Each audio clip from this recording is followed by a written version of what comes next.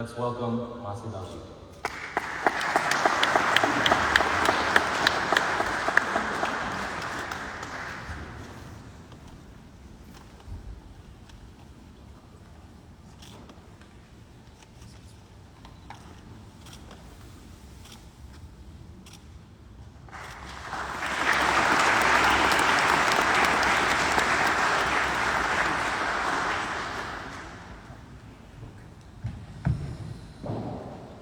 Namaste and Sri Gurubhyo Namaha.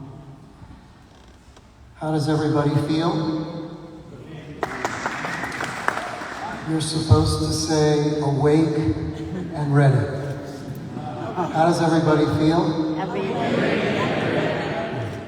I'm a little more convinced. So it was Yogananda here in Los Angeles that began all of his lectures and satsangs with that question. And the idea of being awake is different. It's a bit more metaphorical.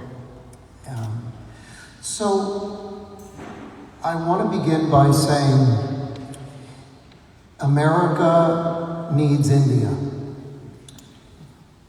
And the world needs India. As we go through our lives and see much of what goes on today, it challenges us, and in many ways it inspires us to look in another direction.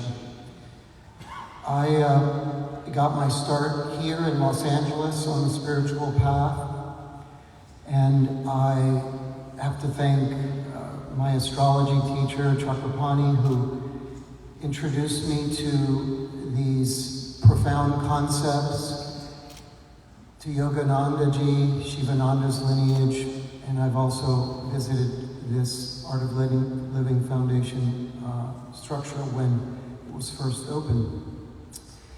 And the unique thing for me about India, and this has been a big part of my message for some time, is that the world and most governments have hard powers.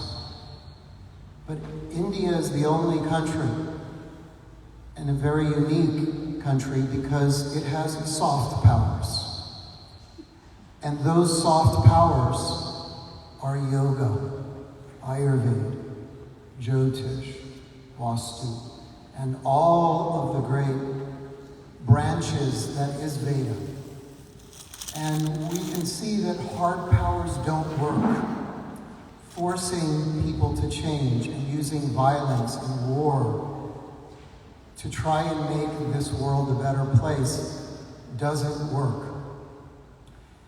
And the importance of yoga without Ayurveda will not have a significant impact, because Ayurveda teaches us how to live, how to take care of our body, and most of all, how to respect nature. What I'm seeing is nature, in many ways, is becoming the new religion.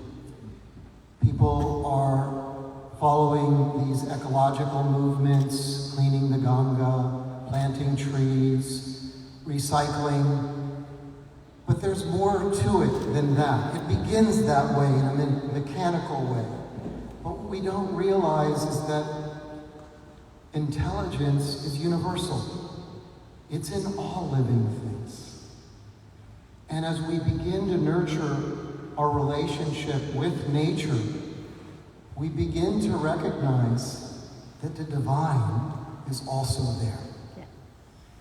Hence, we look at the great teachings of the Vedas and the worship of the great gods, Agni, Vayu, Soma, Varuna, Surya. These grand forces are alive in nature.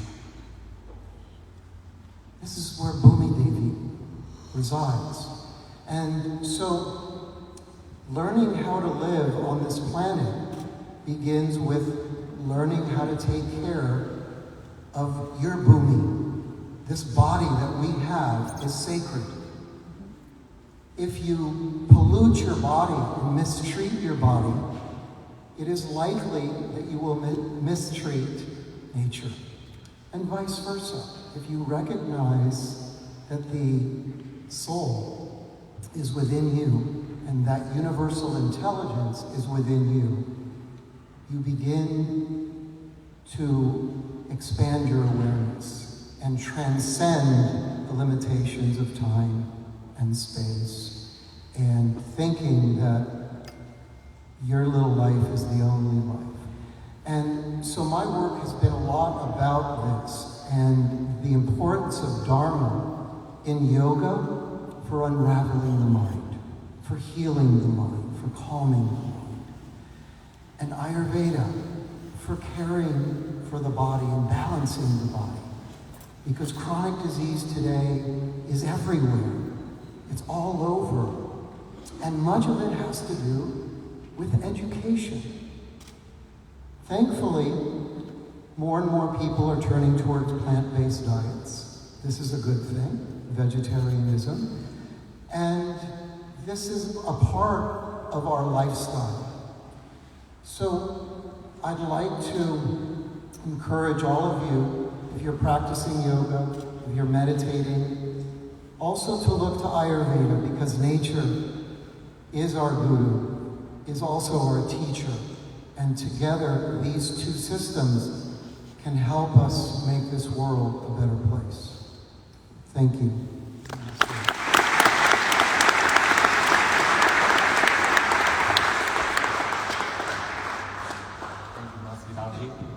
I'm also trying to do that plant-based thing.